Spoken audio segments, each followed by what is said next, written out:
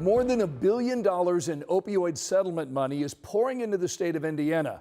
This is the result of lawsuits against the companies that profited from the epidemic. Our 13 Investigates reporter Sierra Putman's in studio, and she discovered some of that money isn't being spent the way it's supposed to. We partnered with IU's Arnolt Center for Investigative Journalism and the Indiana Capitol Chronicle, and we found some of the money meant to prevent drug use was used to do everything from buy rifle suppressors to parking ticket books. Alicia Ladega is in a good place. Her children are well, a blessing after years of fighting addiction. I have been in recovery. It'll be 11 years on August 27th. Ladega grew up in Huntington. Peer pressure led her to try OxyContin at 16. She kept using to avoid childhood trauma. Addiction landed her in prison, where she got clean. I don't regret it. I don't regret prison. I don't regret that I was sentenced to prison because it saved my life. It saved me, it saved my kids. Alicia knows there are thousands of stories like hers across Indiana. She survived, but nationwide, more than 800,000 people died as a result of the opioid epidemic. States like Indiana sued drug manufacturers and distributors like Purdue Pharma and won tens of billions of dollars in settlement money. About $1 billion of that will flow into Indiana over 18 years.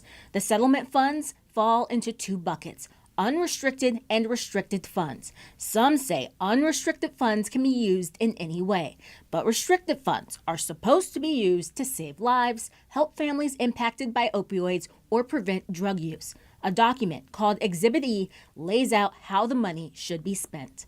Sort of the Bible for how these dollars should be spent. Doug Hunsinger at the Indiana Criminal Justice Institute helps create an annual report to track the spending. In 2024, the state found numerous instances where those funds were not used as intended. Parking ticket books and tow-away signs? Phil Stuckey founded Thrive, a nonprofit that provides peer support in 17 Indiana counties. It's also received settlement dollars to provide those services. He's disappointed by some of what he saw on the list. Rifle suppressors. That makes sense. Is that sarcasm? Absolutely. The state also flagged Alexandria for using settlement funds on police payroll, rifle suppressors, and boxed lunches for city employees to enjoy during the 2024 eclipse. 13 Investigates wanted to understand the thinking behind those purchases. After sending emails and calls to try and set up an interview, I stopped by City Hall, but the county treasurer, who oversaw the funding, declined to explain. At first, I was told she was unavailable today, but when I went inside, she told me she would not be giving any statement and she only spoke to certain members of the media. In Yorktown, the state zeroed in on funds to improve a fire department garage and to buy police car radios. Town manager Chase Bruton says his community thought the spending was okay at the time. The state's recommendations expressly prohibiting the purchase of items like police car radios, body cameras, and AEDs did not come out until after Yorktown and other communities made these purchases. Did you get any feedback that's saying going forward you might not want to use the money this way? Not directly from anybody at the state level, but moving forward, I think we probably need to have a discussion with the county and see, hey, what programs are you doing? Is there some way we can be supporting those programs? The state identified more than $300,000 in restricted funds may have been misused one year. I truly believe that every one of these requests were done for the right reasons. They want to help people, but there's a very specific way that this money was supposed to be used. Communities told us they asked for guidance, but reported they didn't get much help when they reached out to the Attorney General's office. Stuckey thinks more oversight is needed. Currently, there's little to none. Are there any consequences for not spending the money correctly?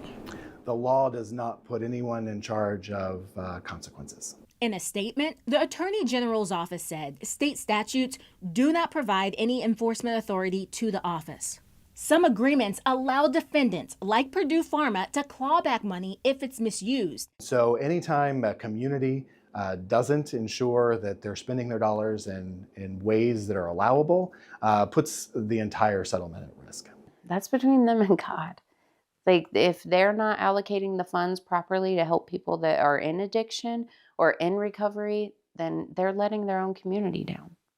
The framers of this settlement wanted to learn from past mistakes, like the tobacco settlement, and make sure this money actually addresses the opioid crisis, Scott. And Sierra, this took months of reporting, and you have more online?